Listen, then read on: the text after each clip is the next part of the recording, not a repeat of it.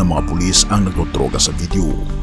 Nasa kalagitnaan ng gabi, tahimik ang paligid, pero may isang hindi pangkaraniwang eksena ang gumulat sa mga mata ng mga residente. Isang babae, tila walang pakialam sa mundo, ang nakita nilang nagdodroga sa mismong bahay nito. Ang nakakagulat, hindi lang ito basta simpleng eksena, kundi isang pangyayari na naitala sa mismong video. Pero teka, paano nangyari ito? Sa isang mundo kung saan halos lahat ay may hawak na cellphone, mahirap nang makalusot sa mata ng publiko. Pero ang babaeng ito tila walang takot, walang kaba, patuloy pa rin sa kanyang ginagawa. At dito na nga, inirecord ang eksenang ito na makikita mo sa video.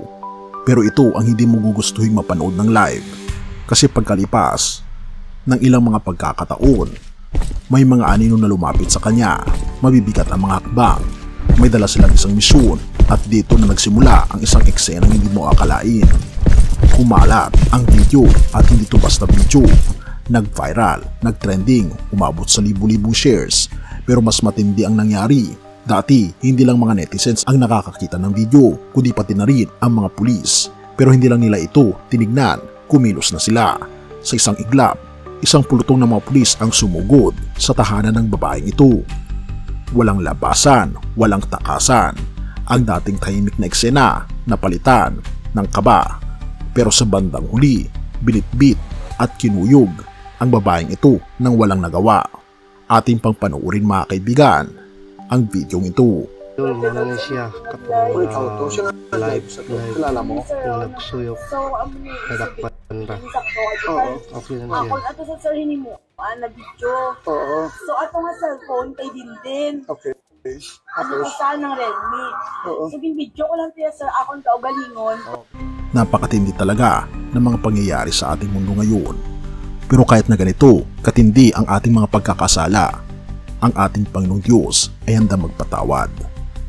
Pangalawang Korinto 5:17, kahit kung ang sinuman ay na kay Kristo, siya'y bagong nilalang, ang mga lumang bagay ay lumipas na, narito ang lahat ay naging bago.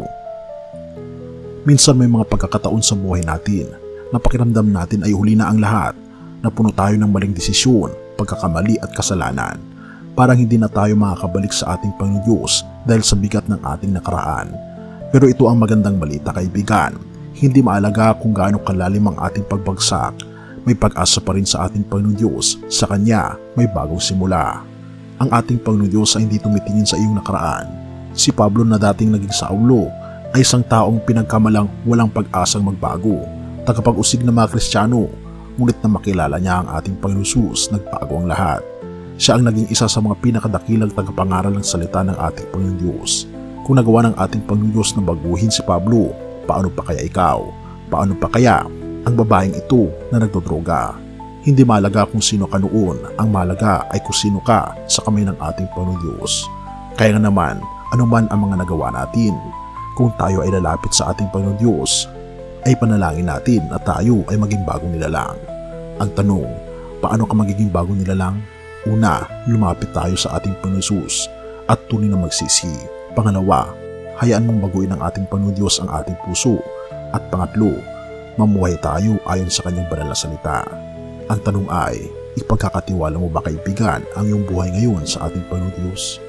Purihin ang ating Panginoong Diyos at tayo manalangin. Ama naming Diyos na makapangyarihan sa lahat, salamat po dahil sa iyo may bagong simula. Tinatanggap po namin ang aming Panginoong Kristo sa aming buhay at hayaan siya ang magbago sa aming mga puso. Gabayan niyo po kami at mamuhay ng ayon sa iyong kalooban. Pinupuri po namin kayo at pinapasalamatan.